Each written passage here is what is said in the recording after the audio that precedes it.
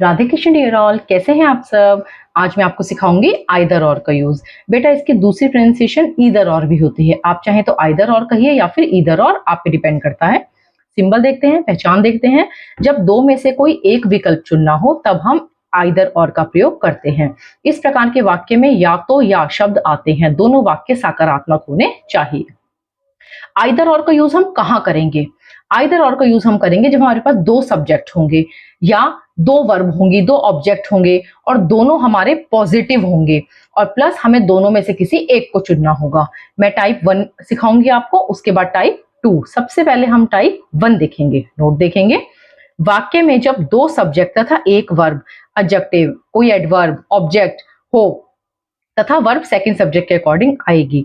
हमेशा टाइप 1 में आपको क्या मिलेगा आइदर और में? पहला हमारा कंडीशन होता है दो सब्जेक्ट। जब बेटा दो सब्जेक्ट होंगे तो उसके बाद आपका कोई भी एक ही वर्ब होगी या एक एडजेक्टिव होगा, एक कोई ऑब्जेक्टिव होगा। लेकिन पहली कंडीशन है दो सब्जेक्ट होने चाहिए और दो सब्जेक्ट में से आप किसी एक को चुनेंगे। जैसे आइदर, उसके बाद फर्स्ट सब्जेक्ट और उसके बाद सेकंड सब्जेक्ट। उसके बाद आपकी जो वर्ब है ये सेकंड सब्जेक्ट के अकॉर्डिंग आएगी। फर्स्ट सब्जेक्ट का हमें जो है वर्ब से कोई लेना देना नहीं है। हमारा जो सेकंड सब्जेक्ट है उसके अकॉर्डिंग ही हम वर्ब का यूज करेंगे। उसके बाद हमारा ऑब्जेक्ट आएगा। एग्जांपल्स देखते हैं। या तो मेरा भाई जाएगा या मैं। दो सब्जेक्ट आ गए, मेरा भाई, मैं। सबसे पहले आइदर लिखेंगे, either my brother will go और आई विल गो। आप चाहें तो ऐसे पूरा कंप्लीट सेंटेंस भी बना सकते हैं और चाहें तो either my brother or I will गो। जो प्रेफरेंस है हमारी वो हमें सेकंड वाले सेंटेंस को देनी है। बेटा इस बात का आप ध्यान रखेंगे, प्रेफरेंस जो हम देंगे वो सेकंड सेंटेंस को देंगे। Either my brother or I will go, either my brother or I will go. Next sentence देखते हैं। मेरा पेन या तो सोनी के पास है या कमल के। मेरा पेन या तो सोनी के पास है या कमल के। दो सब्जेक्ट आ गए हैं। दो सब्जेक्ट का मतलब है आपको आइदर स्टार्टिंग में लिखना है, either Soni or Kamal has my pen. I hope sentences आपको क्लियर हो रहे हैं। चलिए नेक्स्ट हमारा जो एग्जाम्पल देखते हैं। मुझे लेने या तो मम्मी आ सकती है या पापा। मम्मी पापा दो सब्जेक्ट हो गए। आइदर माई मॉम और dad can come to pick me up. Mummy या पापा में से कोई भी आ सकता है। आइदर मॉम और डैड कैन कम। राहुल या उसके भाई में से किसी एक को पार्टी में जाना चाहिए। आइदर राहुल और his brother should go to the party. आपने देखा दो सब्जेक्ट हैं, दो में से हम किसी एक को चुनने की बात कर रहे हैं, किसी एक की बात कर रहे हैं। अब टाइप 2 देखते हैं।